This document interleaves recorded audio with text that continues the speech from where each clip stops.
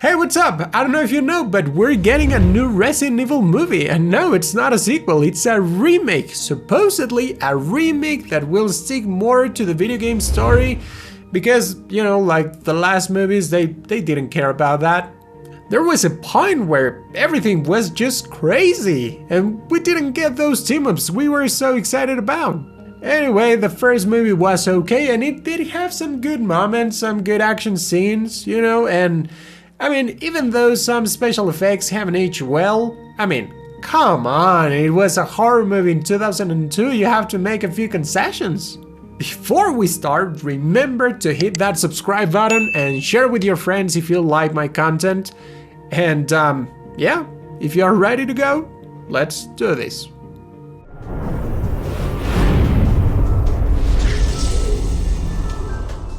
Okay, we first get some exposition about the Umbrella Corporation. They are like the biggest monopoly out there, but they also create biological weapons out of the public eye. You want to keep a low profile. And you know what? Their security systems are not that good, because a man steals a virus, releases a portion of it, and then leaves the building like it was nothing. But the rest of the people there? Man, that's a whole different story. The virus starts spreading through the air, which finally triggers the security systems, locking everyone inside and killing them.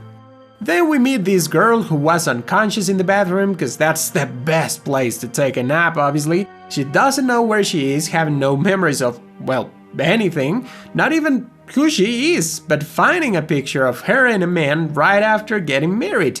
She goes out to have a look, but she's taken inside by a different man just moments before a special operations team breaks into the house. The leader starts demanding the woman her report, so she was part of the team, but a different member says the defenses of the house were activated and released the gas, so that's why she doesn't remember anything right now, as that's one of the side effects of inhaling it. Oh, and the other man, he's an unknown police officer, and they don't want to solve that situation right now, so they take him with them. They open a door and then go downstairs, and there's a lot of Umbrella equipment in there. They activate a small train to go deeper into the structure called the Hive. Inside the train, they find a man still alive who's the husband of the mysterious woman, and obviously we'll learn about that with a flashback. We love flashbacks. Moments later, a lot of information is informing us that our mysterious woman is Alice. She's an operative working for the Umbrella Corporation, just like the rest of the team. The house was just a secret entrance to the Hive, and Alice and her fake, yes, her fake husband Spence, were protecting that entrance. They go down, and then the team says the artificial intelligence controlling the Hive, known as the Red Queen, killed everyone for unknown reasons, so they were sent to shut her down. They divide, and we'll stick with the team Alice went with. They find the entrance to the server's room where the Red Queen is, but it's a trap! And most of them are killed with lasers, and that's the reason why I didn't introduce them. There's one survivor who wasn't in the deadly alley, and he manages to deactivate the Red Queen for a moment, enough to get a machine inside the server's room and to put her to sleep for a while. Too bad, this causes the defenses and locking mechanisms to go down, and you know that's not good when you have zombies around. And I think this is a good moment to introduce everyone. So the police officer is Matt, Michelle Rodriguez is Rain, nice name, and the two surviving male members of the team are Chad and JB. Back to the story. Rain finds a woman who bites her, and whoa, she doesn't know it, but she's dead, we all know it. They try shooting the woman they found, but that doesn't work obviously. Alice, Spence and Chad reunite with the team, but out of nowhere a wave of undeads gets there and they are hungry. They tried escaping through a door that was locked, but no, there were more zombies behind it, and JD dies.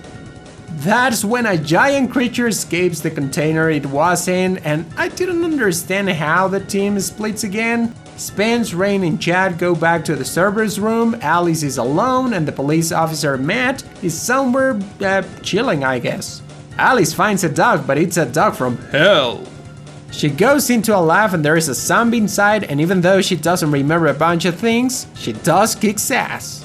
Alice takes a gun from the creature she killed, and that's good, as outside there were a lot of dogs.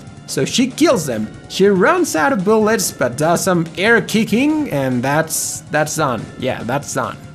Matt is checking some files when a zombie attacks him. Alice saves Matt, and he says that was his sister, and that they were trying to take down Umbrella. Her sister had a contact he doesn't know who would steal the virus to prove that the corporation was doing bad things.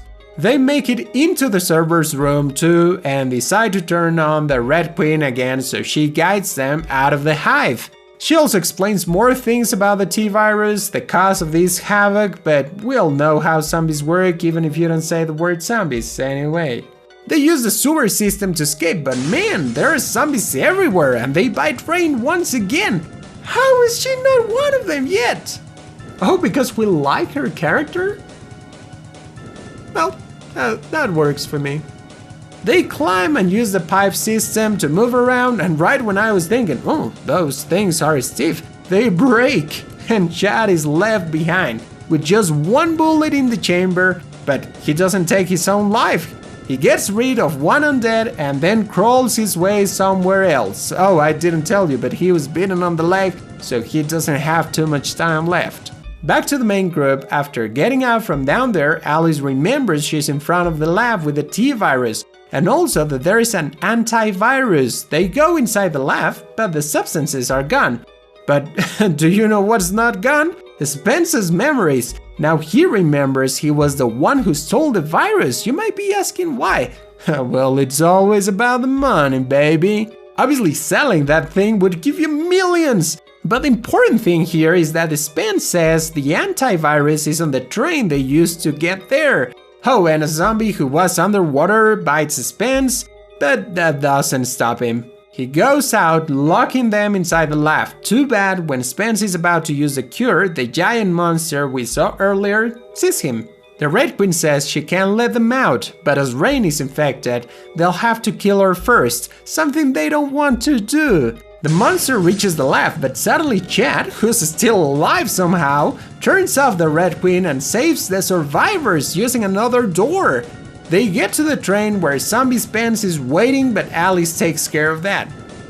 Rain and Chad take the antivirus, not sure if it'll save them as they've been infected for too long. I mean, Rain got bitten even before they knew what was going on. And to make things even worse, the monster attacks the train, scratching Matt's arm and eating Chad. Come on, Chad! I love that guy! They start fighting it, but to make things even worser, Rain becomes a zombie. Thankfully, we're talking about Mila Jovovich here. She still has to star in infinite sequels, so she and Matt defeat Rain and the creature. They get back to the house and Alice is about to use the antivirus with Matt, when a bunch of guys dressed in white suits take him and prevent Alice from doing anything. These people say they'll use Matt in the Nemesis program, and spoilers, he'll look like this in the sequel. Alice is taken to Raccoon City, which is the main location where the video games take place, and the nearest city from the Hive, and she wakes up like this. Oh, that looks painful. She goes out of the room and it looks like she's slept for a long time, as out of the hospital the city looks like this. And honestly, I didn't get how she became a male police officer and found a group of survivors, and his friend was the Punisher, and there was Daryl and he was the coolest character, and they had spin-offs and merchandise and money and more. And that's about it. I actually didn't remember very well the first Resident Evil movie, and I was kind of, surprised with the fact that it's very different from the rest of the movies, that was very nice, because in my case, I don't like them so much. I know there are some big fans out there, and if you're one of them, just leave a comment saying so. That would be just really nice to know.